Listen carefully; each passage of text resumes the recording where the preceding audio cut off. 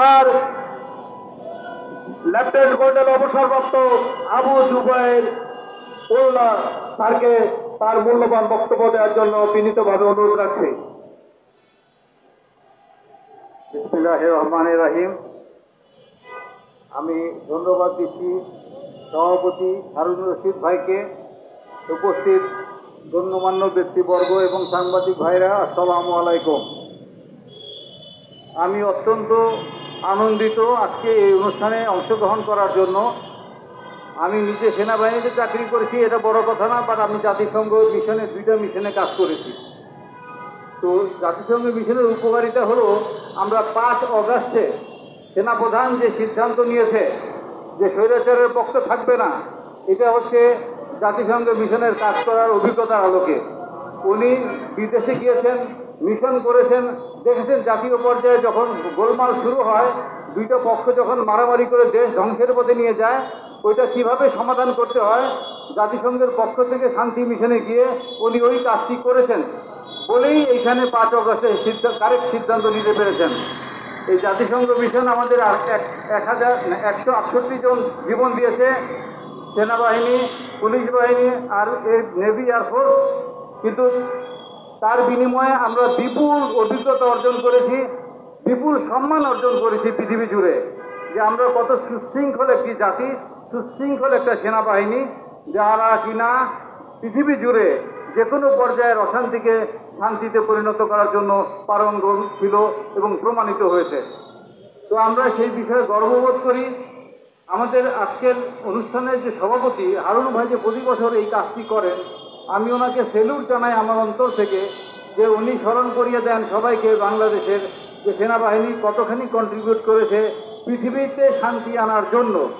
এবং আমি ওনার এই কন্ট্রিবিউশনের থেকে এইটাও আশা করি যে উনি স্মরণ করিয়ে দিচ্ছেন বাংলাদেশ সেনাবাহিনীতে কর্মরত সেনাপ্রধান এবং অফিসারদেরকে এই দেশের অশান্তি দূর করার জন্য ওনাদের বিরাট দায়িত্ব আছে, যাতে উনি খুব সুন্দরভাবে এদেশে শান্তি ফিরিয়ে আনতে পারেন।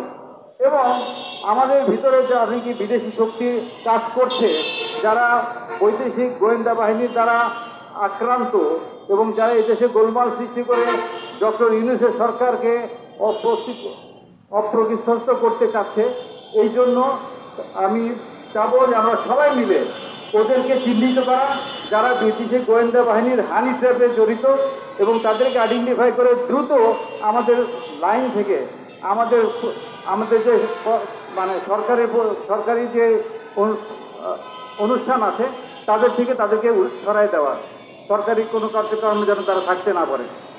এটা যদি করা যায়, নিশ্চয়ই বর্তমান সরকার খুব দ্রুতই এই দেশে শান্তি ফিরিয়ে আনতে পারবেন।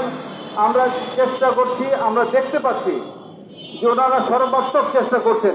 কিছু কিছু ব্যক্তি আছে তাদের ভিতরে থেকেও দেশের ক্ষতি করার চেষ্টা করছে, যা নাকি বিদেশে অবস্থিত পিনাকি, ইলিয়াস আলী, এরা সব এক্সপোজ করে দিচ্ছে। তারা একটা আলাদা ফ্রন্ট খুলে আমাদের সমস্ত জাতীয় প্রতিটা ব্যক্তিকে বুঝিয়ে দিচ্ছে কারা আমাদের দেশের শত্রু, কারা আমাদের দেশের জন্য বন্ধু। তো তাদের বক্তব্যের আলোকে, তাদের এই মিডিয়ার আলোকে আমরা যেন আমাদের শত্রুকে চিনতে পারি এবং সঠিক সিদ্ধান্ত নিয়ে এগিয়ে যেতে পারি, এবং ডক্টর মোহাম্মদ ইউনূসের যে সরকার, এই সরকারকে সহযোগিতা করতে পারি। আমরা কবে ইলেকশন হবে, কবে হবে না, এবং এটা দ্রুত করতে হবে না দেরিতে করতে হবে, সেই সম্বন্ধে আমাদের কোনো বক্তব্য নেই। আমাদের বক্তব্য হলো এই দেশ থেকে দুর্নীতি মুক্ত করতে হবে। এই দুর্নীতি মুক্ত করতে গিয়ে কালকে যদি ইলেকশন হয় আপত্তি নাই, 5 বছর পরে যদি ইলেকশন হয় আপত্তি নাই। আমরা চাই দুর্নীতিমুক্ত বাংলাদেশ। এই গত 54 বছর দুর্নীতি দেশটাকে একটি পরাধীনতার পর্যায়ে নিয়ে গিয়েছিল।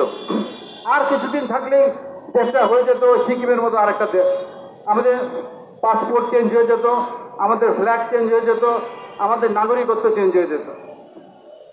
তো মহান আল্লাহ পাকের কাছে শুকর যে 5 অগস্টে আমরা আমাদের দেশকে ফিরে পেয়েছি, এবং আমরা যে অভিজ্ঞতা অর্জন করেছি ইউএন মিশনে গিয়ে, ওই অভিজ্ঞতাকে কাজে লাগিয়ে আমরা দেশকে আরও সংশ্লিষ্ট করব, আরও বেশি শক্তিশালী করব, এবং এই সরকারকে সহযোগিতা করব সঠিক সিদ্ধান্ত গ্রহণে। এই বলে আমি আমার বক্তব্য শেষ করছি। আল্লাহ হাফেজ, আসসালামু আলাইকুম।